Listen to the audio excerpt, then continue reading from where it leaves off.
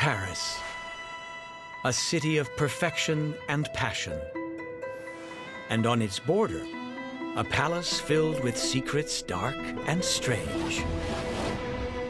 The encrypted letters of the ill-fated Marie Antoinette, the deadly skills of the Musketeers, and the invention of an assassination machine. Secrets hidden in plain sight inside the Chateau of Versailles.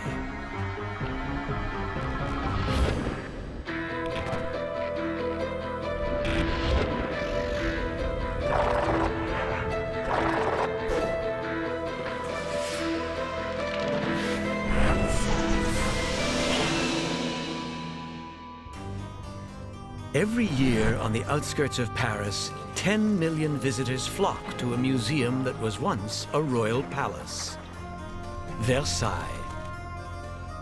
In these rooms, kings ruled France and much of Europe by convincing their subjects they were appointed by God.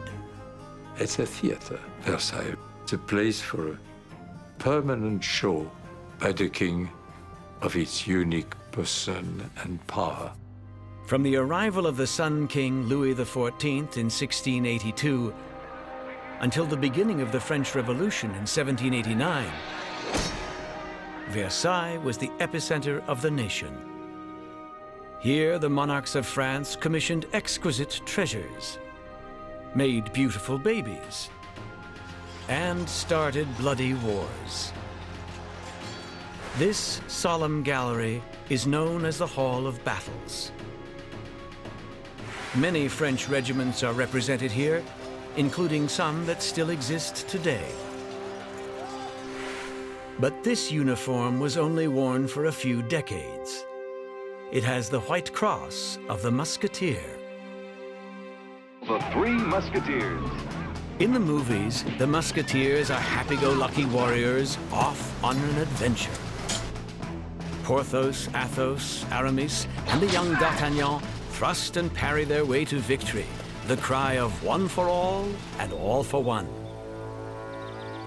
But what was it really like to be a musketeer? That is our museum's secret. The story begins at the 17th century Chateau of Versailles, where Louis XIV attended lavish parties, accompanied by his musketeers. These modern swordsmen are experts in the musketeers' history and fighting technique. And today, they've agreed to train a new recruit. Bonjour. Bienvenue dans ma salle d'armes. Thank you very much. I'm Rob. Nice to meet you. Michel. Hi. Robert Miles is an actor who's going to play D'Artagnan in The Three Musketeers. So, what are we going to be doing today, then? Nous allons apprendre à nous battre comme des mousquetaires. Ah, sounds good to me. Okay. To be here as a British actor fighting these French former world champion stage combat fighters, you don't get opportunities like that very often, to be honest, and I'm really hoping that I can make the most of it. One. Ici. Three. Rob also hopes to learn something about the Musketeers as people. It turns out that the fictional D'Artagnan was based on a real nobleman from Gascony, a region famed for producing fiery warriors. What about the attitude of D'Artagnan as a person?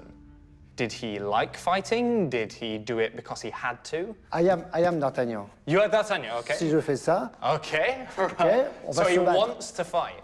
Okay. Quick to anger. Very quick to anger. Okay, that's good stuff to know. All right, and is that because of where he comes from?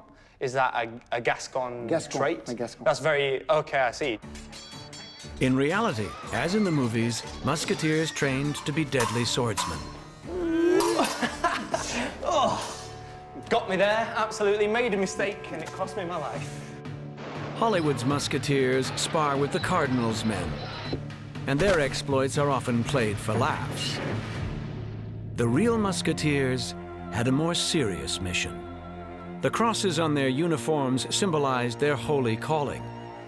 They were the king's bodyguards, which made them God's bodyguards. Every musketeer swore to protect his god-king with his life.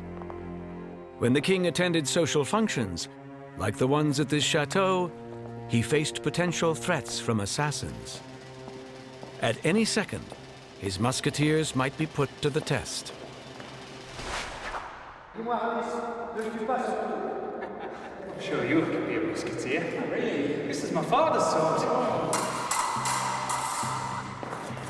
It's a bit rusty, I think. Still sharp enough to run you through.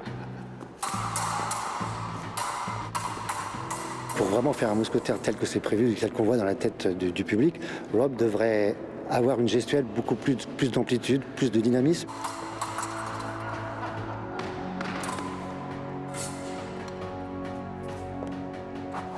Je suis pas inquiet parce que Rob, je pense qu'il fera un très beau mousquetaire si on lui apprend, encore une fois, à avoir cette technique de Gascogne.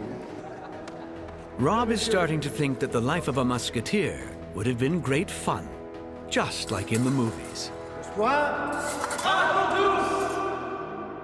But what he doesn't know is that when Louis XIV declared war, everything changed. To understand what happened, Rob visits Versailles' Hall of Battles to meet historian Hervé Drevillon. Their mission first was to protect the king's life, but they also had the mission to fight in battles. On their flag, you can see a bomb falling, and the motto was, "Where they fall, the death is running with them." I see. Okay, right. So wherever they go, Yes, death follows with them. yes. Right. Wow. Biblical. As the king's men, they were expected to be the bravest and the ones to lead the charge. They were often called enfants perdus, lost children. Lost children. Yes. Really? They were called so because there was a very high rate of losses during the fight. In the movies, the story ends with D'Artagnan receiving his commission and a musket. In real life, D'Artagnan got a musket ball through the throat and died on the battlefield. So many musketeers were lost defending their god king that Louis XIV retired the name of the company. Coming into this, obviously, with only an understanding of D'Artagnan from pop culture, it's really shown me how I can maybe do it differently and perhaps change the performance that I was intending to give prior to coming here. A darker, grittier D'Artagnan may be just what is needed to revive the Musketeer franchise for a new generation. Up next, the mysterious death of a king's mistress.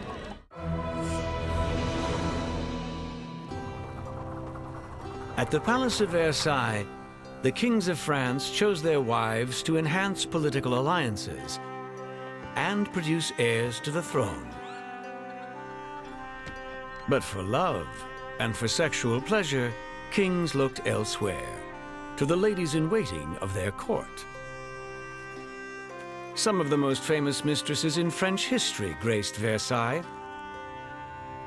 Madame de Pompadour, Madame du Barry, and Louis XIV's Madame de Montespan. She was enormously clever and the greatest beauty of her generation. She was extremely passionate, extremely glamorous. She gambled like a drunken soldier and made love like a Parisienne whore. She was really a quite extraordinary character. And it wasn't considered at all scandalous to be the lover of the king. The inevitable illegitimate children such liaisons produced were welcomed as proof of a king's virility. But there was a time when it was scandalous to be a mistress.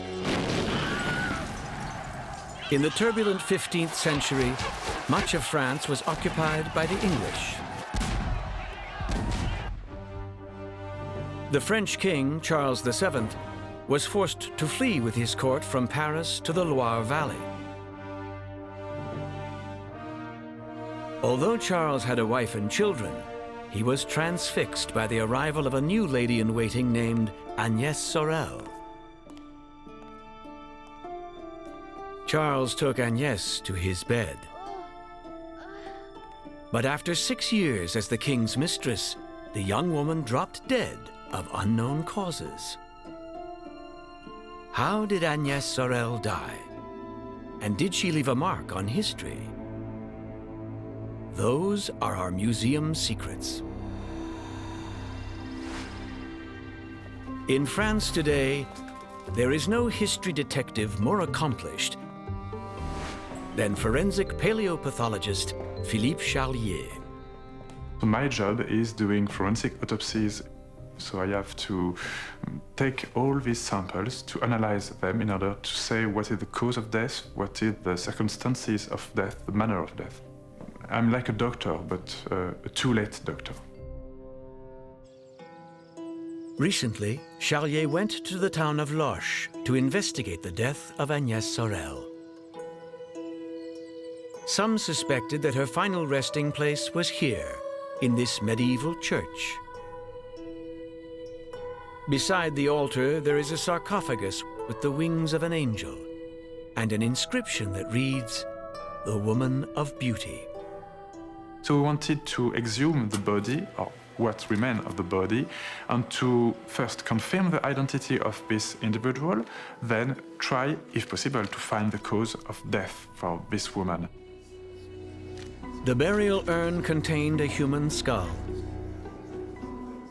Analysis of the teeth revealed it was that of a young woman. And facial reconstruction matched the likeness of Agnès Sorel.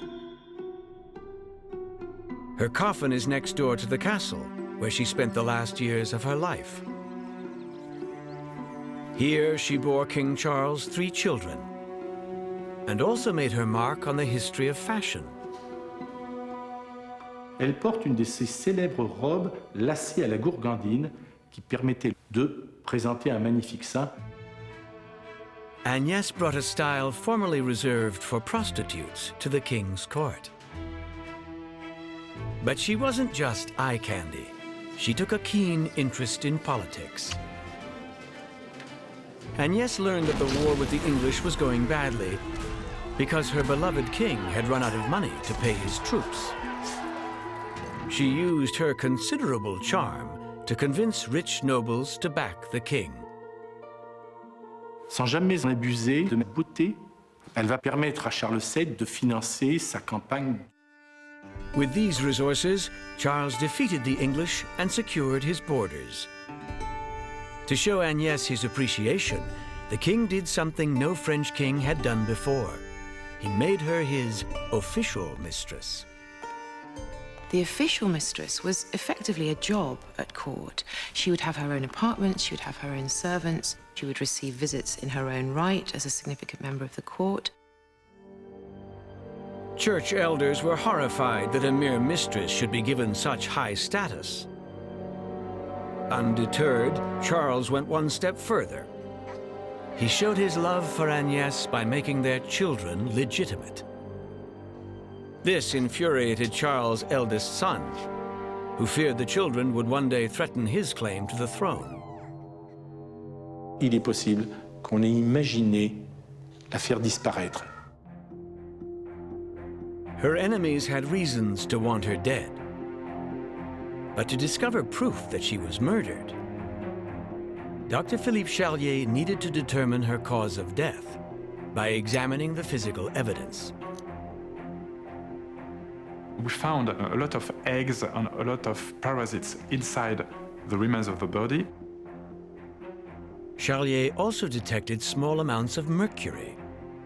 Why mercury? We know that mercury was used during this period, Middle Ages, Renaissance, for the cure of internal parasites. The mercury could be explained as medication.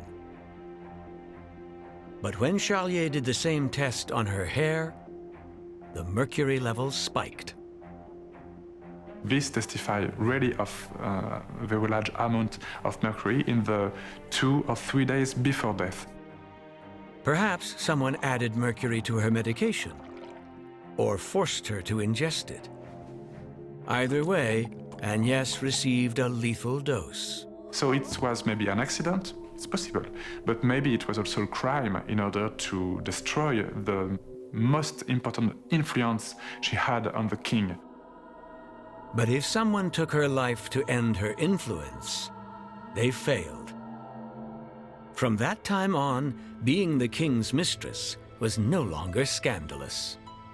It was really a career, and a very serious one at that, and one for which many, many women were very happy to compete. The first official mistress was Agnès Sorel, and after that it was used for every woman who occupied the position of the favored lover of the king. After her death, Agnès Sorel was long mourned by her king. We suspect that on her coffin are traces of his tears. Next on Museum Secrets, the Queen loses her head.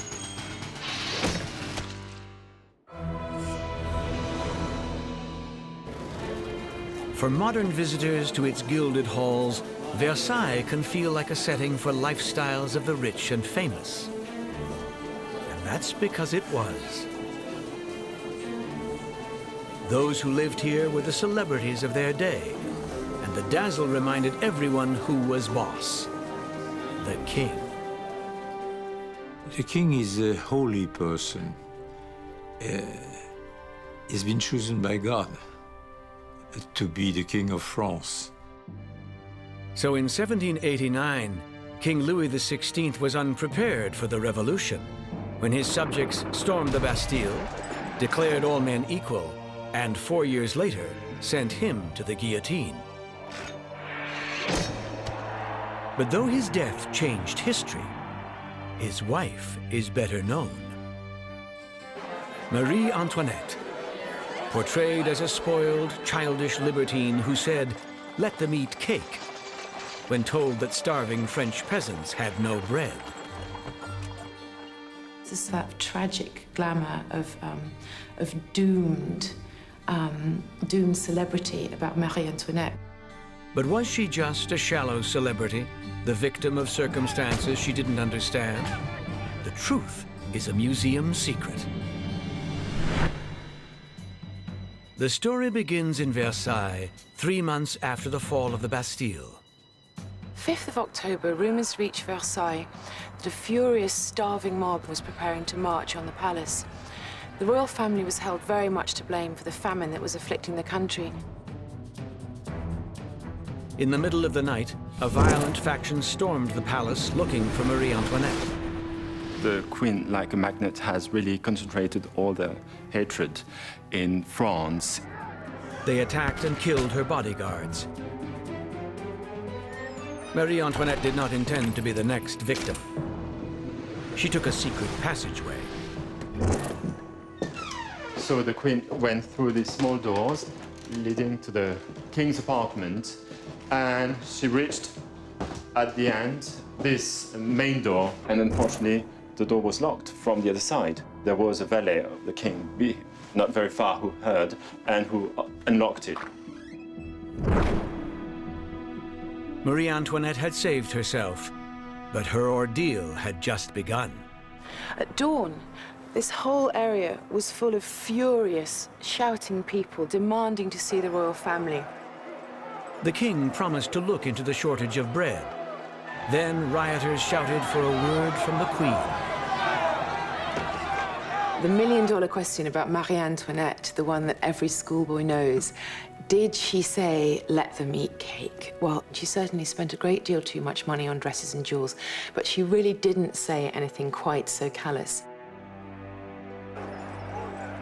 In fact, she said nothing.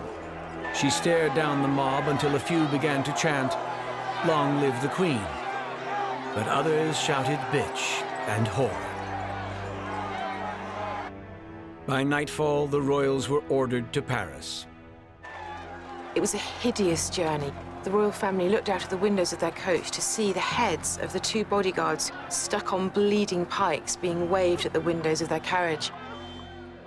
They spent the next 4 years under house arrest until the revolutionaries decided France couldn't move forward while the king was alive. They solved the problem. But for some, the king's execution wasn't enough. Marie Antoinette was brought here to the Conciergerie in August 1793.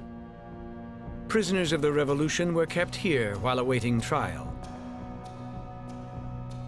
The trial of Marie Antoinette was an absolute shame and disgrace. Absolute. no respect of the rules, no chances left to the defense. Her celebrity had made her a target. Most of the accusations by witnesses were entirely specious. She was accused of spying, of contempt for the people, of orgiastic behavior, of drunkenness, even though she was a well-known teetotaler. Perhaps the worst of them was that she had committed incest with her then 7-year-old son. And so it appears the revolutionaries convicted an innocent victim. Or maybe not. In the French National Archives are several revealing letters written by Marie Antoinette while she was under arrest. One of Marie Antoinette's most important correspondents was her old friend, and some say lover, the Swedish diplomat Count Axel von Fersen. These letters were written in a secret code. A code word would be chosen for each letter, after which different letters would correspond, line by line, alternately, to produce a new set of phrases. The code could only be deciphered with a keyword. What's moving, I suppose, about the key word here is that it is courage. It seems a fairly desperate cri de coeur. You might think these were love letters, but they're not. They're about politics. Marie Antoinette was intensely aware of France's political situation. She spent a great deal of time at her correspondence with her potential allies. She pleaded with von Fersen and other foreign leaders to help restore the monarchy by invading France. This is high treason. She betrayed her country. Hate was too strong. She had to die. And Marie Antoinette remained remarkably calm and composed. As she walked up the steps of the scaffold, she did accidentally stand on the executioner's foot, for which she apologized very graciously, saying that she hadn't done it on purpose. It's a tragic fate. From so high to so low. Marie Antoinette understood the political storm that was about to engulf her, but she could not stop it. As for Versailles, no royal celebrity would ever live here again. But the dazzling show goes on in a palace now owned by the people. Coming up, the secrets of an inventive assassin.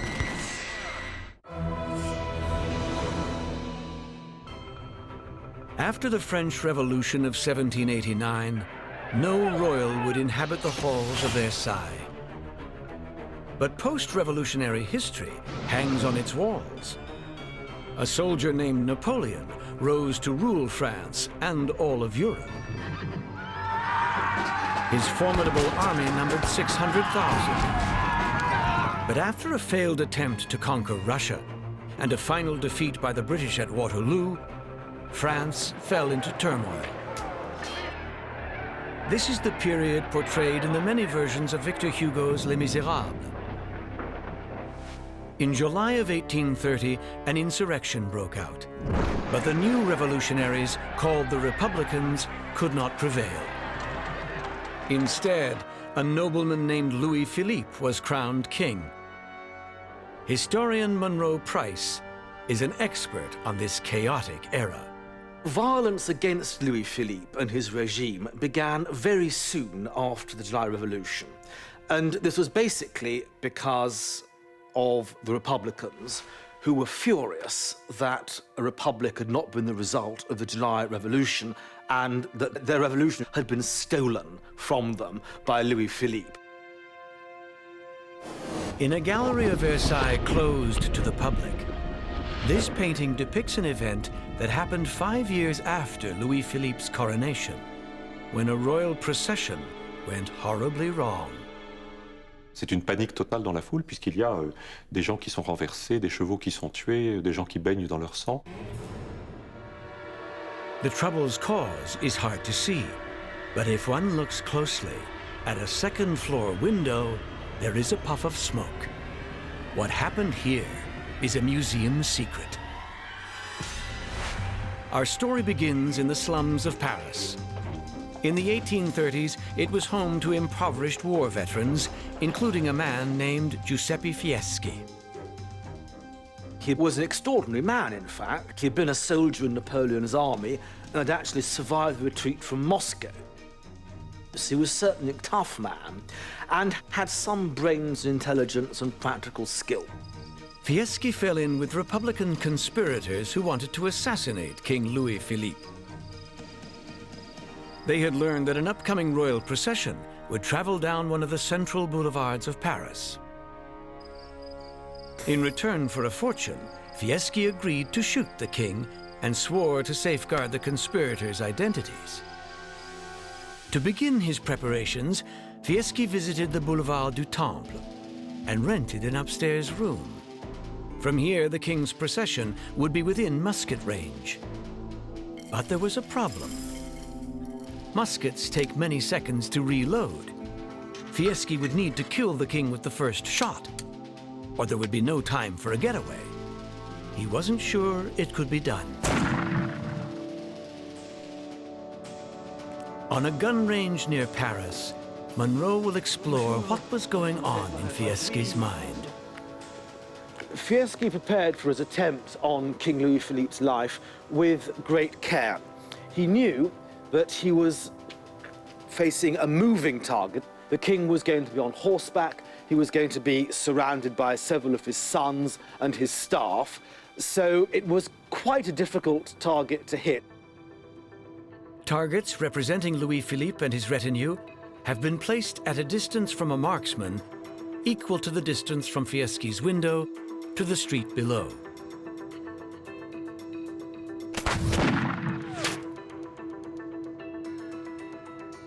As you see, it's unlikely that with just that one shot, he'd have hit Louis-Philippe.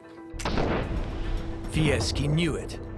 But as a war veteran, he also knew firsthand the deadly power of massed muskets. Fieschi wondered, how could that firepower be employed by a lone assassin? Necessity was the mother of invention. This machine we see here is the so-called, has come to be known as the infernal machine, named after its inventor and its first and so far only operator, Giuseppe Fieschi. It is 25 musket barrels arranged on a wooden frame. The night before the king's procession, things did not go as Fieschi had planned. He and his collaborator, Moret, charged all the musket barrels with bullets and buckshot. What Fieschi didn't know was that Moret tampered with some of the barrels. The conspirators didn't trust Fieschi to keep their plot secret. The next morning, the king's procession approached, along with a boisterous crowd. He would have heard certainly a great deal of noise, he'd have heard drums beating, he'd have heard military music, and he must have been extremely tense. There was no way of knowing whether the machine would in fact work. Fieschi set off his machine by putting a match to the powder train at about the 13th musket barrel. Many barrels fired true, but some exploded in Fieschi's face. In the street, the barrage wreaked havoc. The scene was almost indescribable and very shocking and terrible. 18 people around the king were killed. 22 people were injured. But the assassination attempt failed. He missed the king by a whisker, almost literally a whisker. Fieschi himself was not so lucky. He'd been hit by shrapnel from an exploding barrel.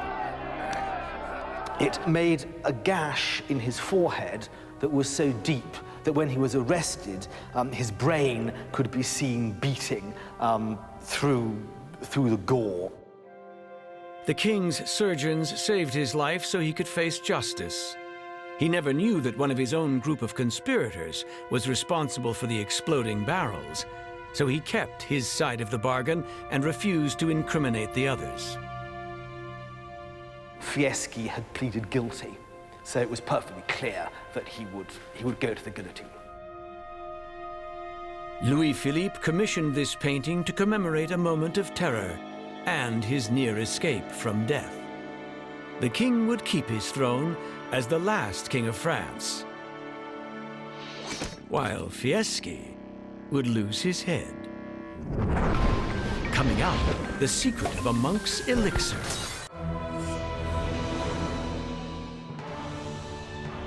Inside the Versailles Palace, museum director Béatrix Saul has agreed to reenact a ritual from the days of Louis XIV. Once a day, this baton was paraded through the halls to signal a momentous event, the king's dinner. By royal decree, his subjects were allowed to watch him eat his usual enormous meal. 4 assiettes de soupe, et puis ensuite un faisan, et puis ensuite une perdrix, les ragoûts, les oils, c'est-à-dire les viandes très cuites, bien en sauce grasse, et encore une assiette de pâtisserie et des œufs durs pour terminer. Meanwhile, 200 kilometers away in this French monastery, a humble monk led a much simpler life. This monk shared just one thing with Louis XIV.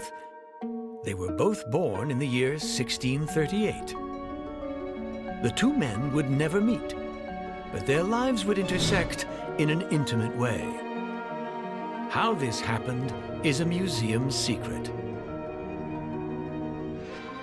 At Versailles, the courtiers catered to every whim of Louis XIV. The monk, on the other hand, had to cater to the whims of his abbot, who ordered him to make wine to pay for the monastery's upkeep. Unfortunately, the monastery was located in a northerly province. The winters sometimes killed grapevines. To wine enthusiast Alexandre Loire and vintner Richard Geoffroy, the monk's vineyard is a small miracle. Here, the background is really the Clos Sacré. It's really the original vineyard. Not only was the climate cold, the soil was chalky. It's very hard for the roots of the vines to progress in the chalk. The greatest wines always come from marginal situations.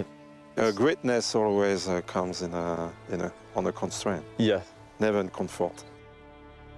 The constraints the monk had to contend with were not only above ground, but below, in the monastery's wine cellars. During winter, the yeasts are slowing down their activity. So people realized that at springtime, the wine was fermenting again. Double fermentation causes carbon dioxide bubbles. At that time, bubbles in a wine were not considered as a competitive advantage. It was more a defect of the wine. And the carbon dioxide also caused the bottles to explode. With religious zeal, the monk strove to minimize the bubbles and maximize the taste by combining green and red grapes in a unique way. He has been the very first man who decided to blend the grapes prior to press them. And he succeeded to create what he called later the best wine in the world. When Louis XIV tried the monk's wine, he loved it. For the monk, life was good. The wine was named for his home province, which happens to be called Champagne. But for Louis XIV, as the years passed, life became excruciating. His heavy diet had caused a swelling of the extremities called gout. The royal feet became a royal pain. But no matter what his doctors told him, he wouldn't cut back on dinner or on the glass of champagne he had with every meal. His senior physician claimed champagne was good for him, while others insisted it was worsening his condition and even shortening his life. At the time, there was no way to prove who was right.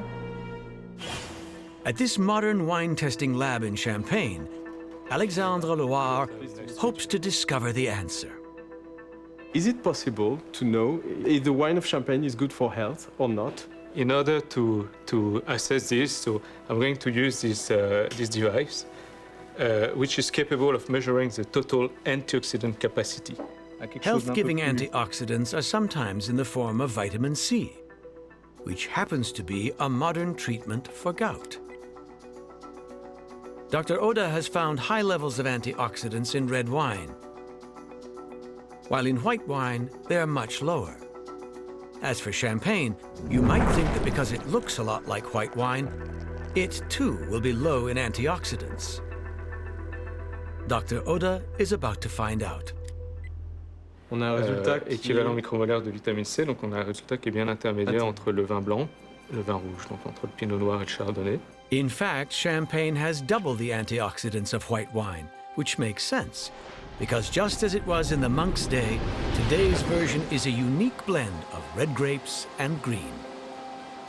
Si j'avais été son médecin, là, je vous aurais conseillé de prendre un petit verre, donc, ou de champagne ou de pinot noir au choix. Hein? So champagne probably eased the king's gout, and it certainly didn't shorten his life. Louis XIV lived to the ripe old age of 77. He died in 1715. Coincidentally, so did the monk who made champagne.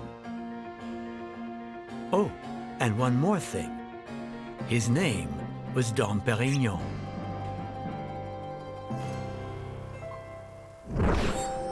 Next on Museum Secrets, the Sun King goes supernova.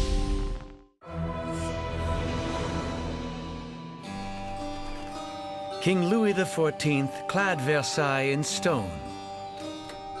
But his palace is all about light. If we start with this room, his official state bedroom, it's built on an east-west axis so that the sun rises when the monarch rises and sets when he goes to bed. During the day, sunlight from the gardens filled Louis's great hall of mirrors. Anyone who gazed upon him here would be blinded by reflected brilliance. The message was, I am the Sun King. I alone have the power to bestow life or withhold it. But while Louis was the self-proclaimed source of light, he also liked to be enlightened. He always was very anxious that he hadn't been quite as well educated as a king ought to be. So he was always trying to make up for this. He wanted to read history books. He wanted to know what was happening in philosophy, in the sciences. He would bring the best people to him to do that. In 1666, Louis created the French Academy of Sciences. To allow his academy to explore the heavens, he built a world-class observatory in Paris. In the 17th century, its telescopes revealed the craters of the moon and the gap in the rings of Saturn. And in 1858, a French astronomer built a telescope here that was more powerful than any made before. There was a kind of revolution. Léon Foucault, who worked in this observatory, invented the modern reflecting telescope. This telescope revealed a mystery that led to a discovery about the origin of life on Earth. It's a museum secret that Louis XIV would find hard to believe. Our investigation begins at a modern observatory in Toronto, Canada. Astronomer Ray Jayawardana is the kind of cutting-edge thinker that Louis would have invited to join his academy. Astronomy is, quite different from the other sciences in that most of what we know comes from just decoding light. The decoding started with Isaac Newton. Isaac Newton used a prism to spread sunlight into the colors of the rainbow. He called the colors in sunlight a spectrum. Soon after, prisms would reveal the spectra of earthly sources of light. It was long known that different elements burn with different colors. And when scientists looked through a prism, they realized that each element had a distinct spectrum. For instance, when we look at helium gas through a prism, we can see its distinct spectrum. The same is true for other elements. Astronomers wondered if earthly elements can be identified by their spectrum. Perhaps a prism can reveal the elements burning in a star. And that brings us back to the Paris Observatory, to the first astronomers to use the powerful Foucault telescope. Charles Wolf and Georges Rayet were two astronomers working in this observatory around 1860. They don't want only to look at the star itself, but they want to have a spectrum. So they have to use this device, which is a prism. And they put that in front of the eyepiece like that, and then they could see the spectrum of the star. Through a prism, most stars look much like this. But when Wolf and Rayet scanned the constellation Cygnus, they found 3 stars that displayed bright spots of yellow and blue. And they could see very bright emissions at certain places on the spectrum. This is very special. These are the only stars which have this characteristic. They were named Wolf-Rayet stars. But Wolf and Rayet never discovered which elements give them their unique spectrum. So this remained a mystery for many, many years. In the 20th century, more powerful telescopes allowed astronomers to see Wolf-Rayet stars in a close-up view.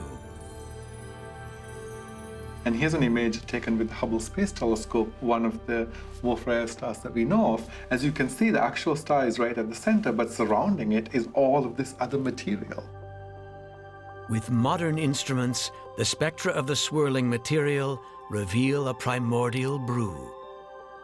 In those outer layers are elements like carbon and oxygen and nitrogen that were cooked up inside those stars. These layers are being expelled into space. These stars are the early stages of something much bigger. Astronomers believe that Wolf-Rayet stars will go on to explode fully, completely as supernovae. Supernovae are spectacular explosions that really seed our galaxy with the elements that are essential for life. The oxygen we breathe, the iron in our blood, and calcium in our bones comes from these stars. And if not for those elements, we wouldn't be here. So Wolf-Rayet stars are vital for life as we know it. Life that includes you and me, and the Sun King, Louis XIV. Louis believed that he had the power to bestow life, but in reality, Wolf-Rayet stars are the real Sun Kings.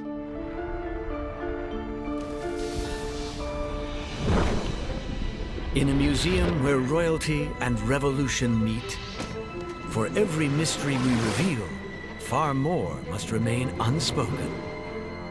Secrets of unbalanced minds and of courageous hearts, hidden in plain sight inside the Chateau of Versailles.